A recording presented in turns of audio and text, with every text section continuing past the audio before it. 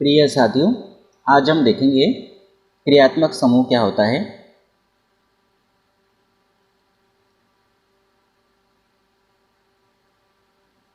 क्रियात्मक समूह को लाक्षणिक समूह भी कहते हैं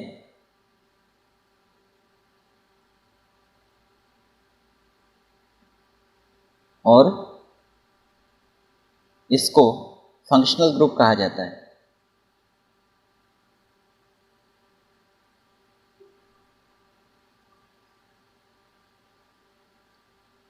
तो इस तरह से आज अपने को ये समझना है कि क्रियात्मक समूह क्या होता है। अब क्रियात्मक समूह को समझने के लिए एक एग्जाम्पल से हम स्टार्ट करते हैं। जैसे हमने एक एग्जाम्पल लिया CH3 सिंगल बॉन्ड OH।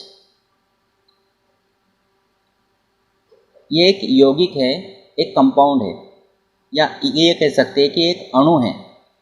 चाहे आप यौगिक कह दो, चाहे आप अणु कह दो, तो ये एक यौगिक है। इसमें ये जो भाग है ये है आपका क्रियात्मक समूह।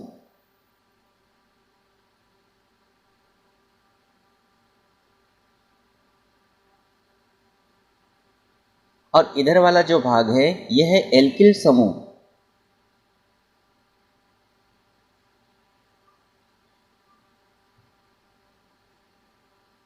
तो अगर इसको हम यौगिक कह रहे हैं तो इसका ये जो भाग है जिसको हमने क्रियात्मक समूह कहा है, ये भाग इस यौगिक के रासायनिक गुणों को प्रदर्शित करता है।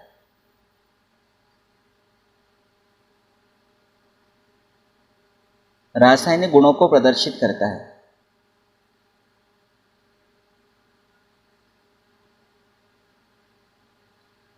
रासायनिक गुणों को प्रदर्शित करता है मतलब ये यौगिक जब किसी रासायनिक अभिक्रिया में भाग लेगा तो वो किस तरह से अभिक्रिया करेगा उसको प्रदर्शित करता है।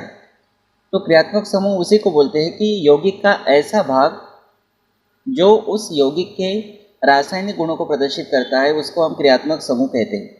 और जो एल्किल समूह होता है, ये एल्किल समूह इस यौगिक के भौतिक गुणों को प्रदर्शित करता है।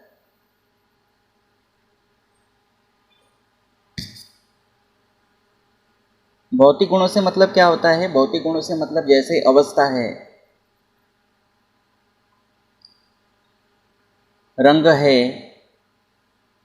गंध है, स्वाद है, विलेयता है, गलनांक है, क्वथनांक है। तो इन गुणों को प्रदर्शित करता है, उसको हम कहते हैं एल्किल समूह। तो क्रियात्मक समूह आपने समझ लिया क्या होता है। अगर एक एग्जाम्पल हम और लें, जैसे हमने लिया C2H5 सिंगल बॉन्ड COOH। ये जो लिखा है CH3, इसको कहते हैं मेथिल समूह, और OH होता है एल्कोहल समूह। तो ये इसका नाम हो जाएगा मेथिल एल्कोहल। ये हमने एक एग्जाम्पल लिया C2H5 सिंगल बॉन्ड COOH। इसका नाम है प्रोपियोनिक अम्ल। COOH एक अम्ल समूह है, तो इसका नाम है प्रोपियोनिक अम्ल। ये सब साधारण नाम है। अब ये जो प्रोपियोनिक अम्ल हमने लिखा है, इस प्रोपियोनिक अम्ल में क्रियात्मक समूह क्या है? COOH है। तो ये क्रियात्मक समूह क्या करेगा?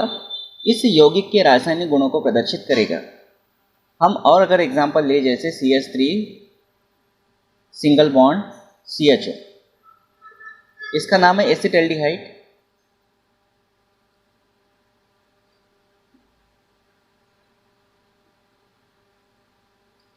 तो इसमें जो क्रियात्मक समूह है वो है CHO, इसको कहते हैं एल्डिहाइड समूह। ये एल्डिहाइड समूह है CHO, सिंगल बॉन्ड CHO बोलेंगे, एल्डिहाइड समूह है। उसके बाद सिंगल बॉन्ड COOH एक कार्बोक्सिलिक अम्ल समूह है।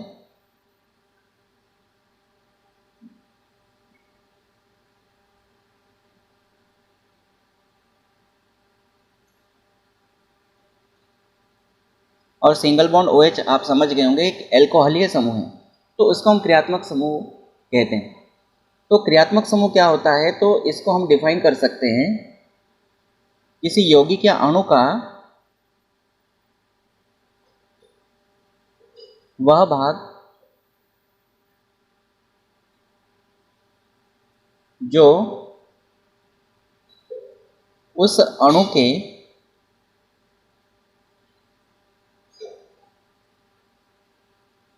रासायनिक गुणों को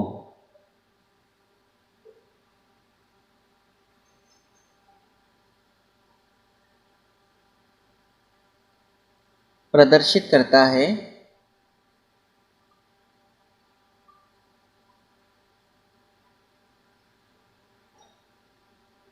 उसे क्रियात्मक समूह या लाक्षणिक समूह या फंक्शनल ग्रुप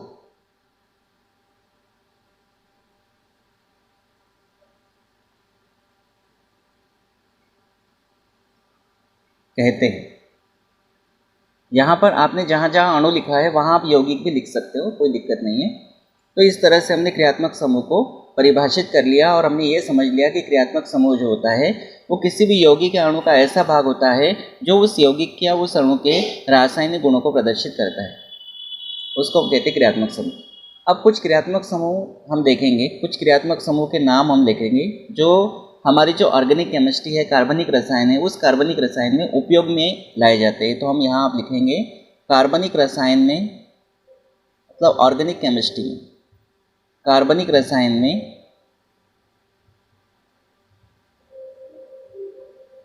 प्रयुक्त यानी उपयोग में आने वाले क्रियात्मक समूह।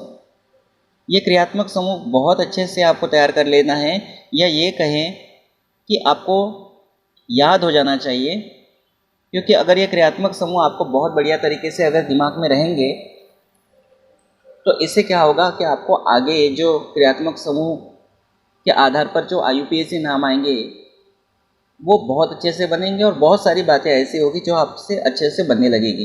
तो आपको ये जो कार्बनिक रसायन है इसमें प्रयुक्त होने वाले जो क्रियात्मक समूह हैं उनको देख लेना है कौन कौन से, और उनके नाम आपको याद रखना है। जैसे क्रियात्मक समूह मैं कहूँ सिंगल बॉन्ड एक्स।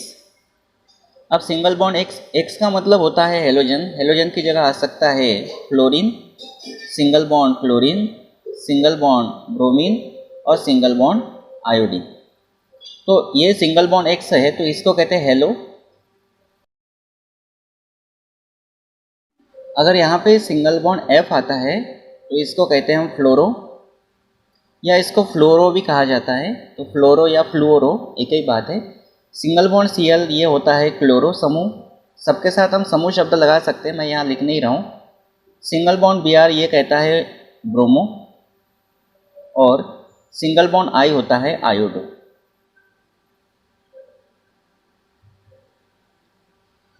उसके बाद में सिंगल बॉन्ड OH यह है अल्कोहलीय समूह। अल्कोहल समूह भी कह सकते हो या अल्कोहलीय समूह भी आप कह सकते हो। इसके बाद आता है, अब ऑक्सीजन की जगह अगर सल्फर ले लिया तो ये सिंगल बॉन्ड SH हो गया। तो ऑक्सीजन की जगह हमने सल्फर ले लिया तो यहाँ पर शब्द आता है थायो, तो थायो अल्कोहलीय समूह हो जाएगा।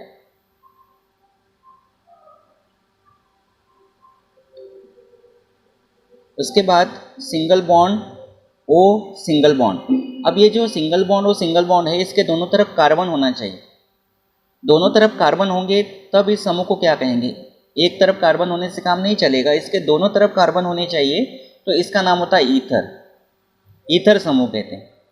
लेकिन अगर ऑक्सीजन की जगह सल्फर ले लिया तो इसका नाम क्या हो जाएगा, थायो ईथर।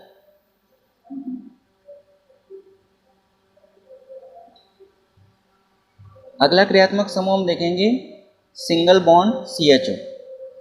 इस क्रियात्मक समूह को कहते हैं एल्डिहाइड क्रियात्मक समूह या एल्डिहाइडिक क्रियात्मक समूह।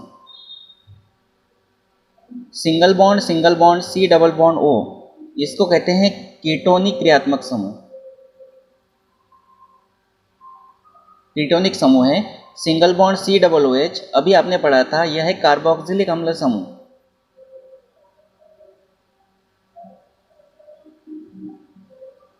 कार्बोक्सिलिक अम्ल।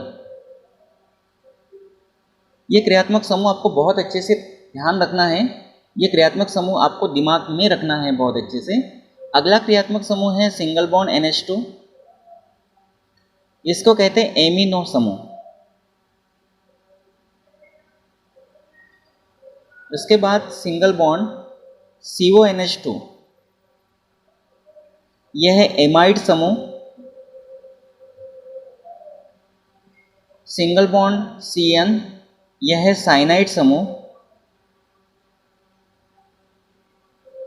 इसको नाइट्राइल समूह भी कहते हैं, साइनाइड या नाइट्राइल भी कहते हैं, ध्यान रखना है। अब अगर C की जगह N और N की जगह C आपने लिख दिया तो यह हो जाएगा सिंगल बॉन्ड NC, तो शब्द लगता है आइसो साइनाइड।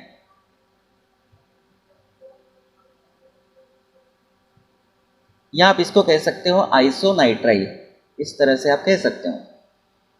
और भी क्रियात्मक समूह है, जैसे सिंगल बॉन्ड NO है तो इसको कहते हैं नाइट्रोसो।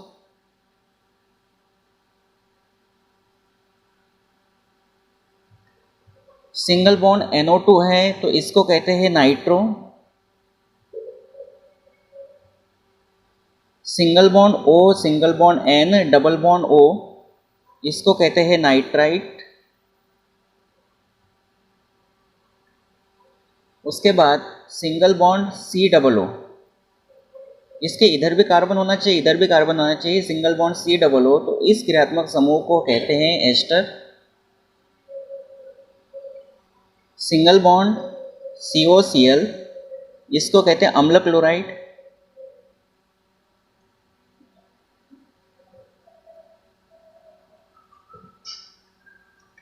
अगर कार्बन कार्बन के बीच में डबल बॉन्ड है, अब कार्बन जो है वो 4 बंध बनाता है, तो 2 बंध यहाँ बने हुए हैं, 2 बंध यहाँ लगा देंगे 4, यहाँ पर भी 2 बंध लगाएंगे तो 4। ये मतलब बंध जो है ये इसमें भी गिने जाते हैं, इसमें भी गिने जाते हैं। तो कार्बन कार्बन के बीच में जब डबल बॉन्ड होता है तो इसको इन कहते हैं, और कार्बन कार्बन के बीच में जब ट्रिपल बॉन्ड होता है तो कार्बन 4 बंध बनाता है, तो एक बंध यहाँ रहेगा, एक बंध यहाँ रहेगा, तो ये हो जाएगा आइन। तो इस तरह से ये जो क्रियात्मक समूह हैं, ये सारे के सारे क्रियात्मक समूह बहुत अच्छे से आपको तैयार करना है। तो इनको आप बहुत अच्छे से तैयार करेंगे। साथ ही साथ मैंने आपको एक बात इसमें और बताया था, वो आपको बताया था एल्किल समूह वाली बात, तो उसको भी इसी में हम कवर कर लेते हैं कि एल्किल समूह क्या होता है।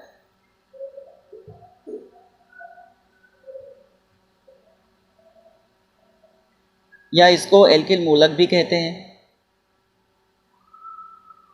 एल्किल ग्रुप कहलाता है।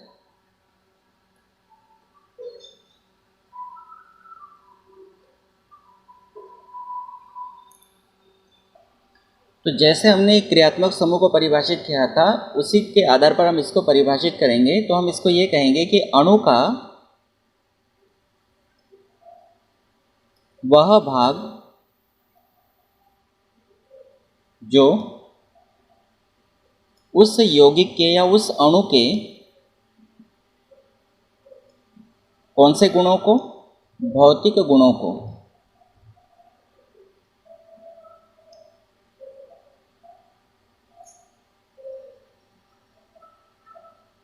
प्रदर्शित करता है,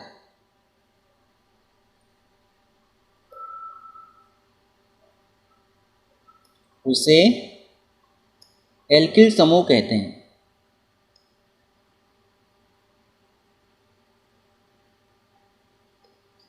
या एल्किल ग्रुप कहते हैं।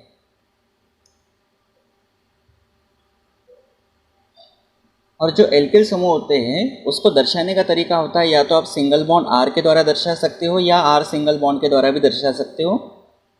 और इसका जो सामान्य सूत्र होता है वो होता है CnH2n+1 सिंगल बॉन्ड, यानी R जो है इस R की जगह पे ये होता है CnH2n+1। अब यहाँ पे आप n के मान रखते जाएंगे तो आपको एल्किल समूह मिलता जाएगा। जैसे इसमें हम n का मान 1 रखते हैं, n का मान 1 रखने पर हमको क्या मिलेगा, C1H2×1+1 सिंगल बॉन्ड। जहाँ जहाँ n है वहाँ पर हमने 1 रखा है, तो यहाँ पर हमने 1 रखा और उसके बाद यहाँ पर भी हमने 1 रखा, ये सिंगल बॉन्ड है। इसी को आगे बढ़ाते हैं तो ये हो जाएगा C1 नहीं लिखा तो भी चलता है, और H 2 एकम 2 और 1 3, तो ये हो जाएगा CH3 सिंगल बॉन्ड। या आप इसको ऐसा भी कह सकते हैं सिंगल बॉन्ड CH3। तो यहाँ पर R का जो मान हो जाएगा वो R का मान होगा CH3 और साथ में सिंगल बॉन्ड लगा हुआ। उसी प्रकार आप N का मान अगर 2 रखते हैं तो आपको मिलेगा C2H5 सिंगल बॉन्ड। इसका नाम है एथिल समूह। कार्बन परमाणु की संख्या 2 है तो एथिल होता है। और इसको लिखेंगे एथिल समूह। सिंगल बॉन्ड का मतलब यह है कि यहाँ पे कोई ग्रुप जुड़ेगा, अब कोई भी ग्रुप और जुड़ सकता है। कार्बन परमाणु की संख्या 1 है, एक कार्बन वाला होता है मेथ, तो उसमें इल लगेगा तो ये मेथिल समूह हो जाएगा। ठीक है, अगला आप n का मान 3 रखकर बना सकते हैं C3H7 सिंगल बॉन्ड। 3 कार्बन वाला होता है प्रोप और उसमें इल लगेगा तो हो जाएगा प्रोपिल समूह। सबके साथ आप समूह शब्द लगा सकते हैं। उसके बाद C4H9 सिंगल बॉन्ड, 4 कार्बन वाला होता है ब्यूट, तो ये हो जाएगा ब्यूटिल समूह।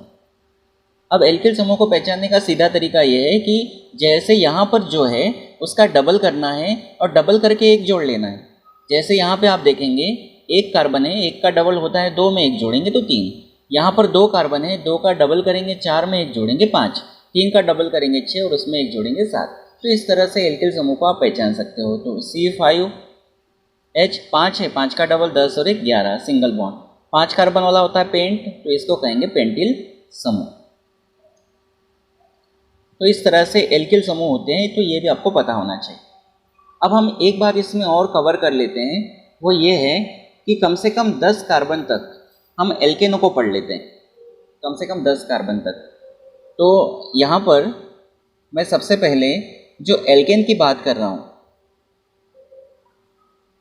एल्केन, इस एल्केन का जो सामान्य सूत्र होता है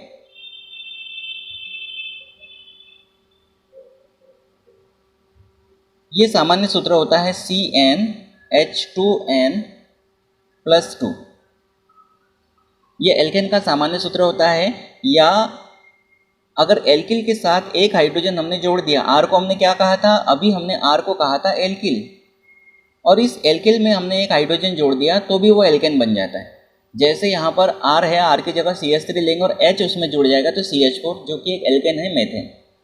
तो ये भी है एल्केन का सामान्य सूत्र। या आप इस तरह से भी दर्शा सकते हैं CnH2n+2, इसी को कहा जाता है डबल करके 2 जोड़ना। n का डबल 2n हो जाएगा और उसमें 2 जुड़ रहा है। या फिर आप उसको ऐसे भी दर्शा सकते हैं। तो एल्केन का सामान्य सूत्र आपको ध्यान रखना है। अब हम जो कार्बन संख्या है, सबसे पहले हम देखते हैं कार्बन की संख्या, और हमको कार्बन 1 से लेकर 10 तक लेना है। तो कार्बन संख्या सबसे पहले लेंगे, फिर उसके बाद पूर्वलग्न। पूर्वलग्न का मतलब इसी को हम कहते हैं प्रीफिक्स, यानी पहले लगने वाला प्रीफिक्स होता है। उसके बाद पूर्वलग्न के आधार पर एल्केन का नाम बनाएंगे, क्योंकि हम एल्केन के बारे में पढ़ रहे हैं तो एल्केन का नाम बनाएंगे, और साथ ही साथ में उसका सूत्र भी बना लेंगे। ठीक, तो चलिए अब देखते हैं कार्बन संख्या। सबसे पहले कार्बन संख्या 1 लेंगे। एक कार्बन संख्या के लिए पूर्वलग्न होता है मेथ, एक कार्बन के लिए मेथ होता है। और हम पढ़ रहे एल्केन, मतलब एन लग रहा है एल्क में। जैसे मेथ है तो मेथ में एन लगेगा, एन पढ़ रहे, एल्केन पढ़ रहे तो मेथ में एन लगेगा तो हो जाएगा मेथेन, मेथेन। अब कार्बन 1 है मतलब n का मान 1 है, यहाँ n का मान 1 रखेंगे, यहाँ पर n का मान 1 रखेंगे, तो 2 एकम 2 और 2 4, और कार्बन 1 है, 1 नहीं लिखा तो भी चलता है। तो यहाँ से बनेगा कार्बन 1 और हाइड्रोजन 4, तो ये हो गया मेथेन का सूत्र। और एक पूर्वलग्न है मेथ। उसी प्रकार 2 कार्बन हैं तो पूर्वलग्न होता है एथ, इससे बनता है एथेन। n का मान आपके पास 2 है तो फॉर्मूले में हम n का मान 2 रखेंगे। फार्मूला क्या है, CnH2n+2। इसमें n का मान 2 रखेंगे तो आपको मिलेगा C2, और यहाँ 2 रखेंगे, 2 दूनी 4 और 2 6, H6 हो जाएगा। इसी प्रकार आगे इस फार्मूले में रखते जाएंगे तो आपको क्रमशः एल्केन और उनके सूत्र मिलते जाएंगे। जैसे 3 कार्बन है तो प्रोप होता है, तो इसमें n लगेगा तो हो जाएगा प्रोपेन। फार्मूला बनेगा C3H8। सीधा सीधा एल्केन को पहचानने का ये भी तरीका है कि डबल करके 2 ज़्यादा होना चाहिए। 3 का डबल 6, 6 में 2 जोड़ेंगे तो 8। जैसे 2 का डबल 4 में 2 जोड़ेंगे 6, 1 का डबल 2, 2 में 2 जोड़ेंगे 4। तो एल्केन को पहचानने का तरीका है।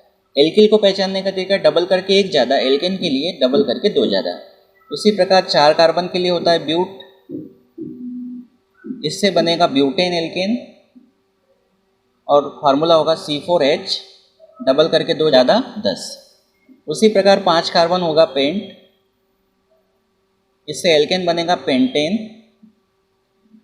और सूत्र बनेगा C5H12। उसी प्रकार 6 कार्बन लेंगे, 6 कार्बन के लिए होता है हेक्स, हेक्स में N लगाएंगे तो हो जाएगा हेक्सेन, और C6H14 होगा, C7 ये होता है हेप्ट, तो इससे बनेगा हेप्टेन, C7H16, C8 ये होता है ऑक्ट,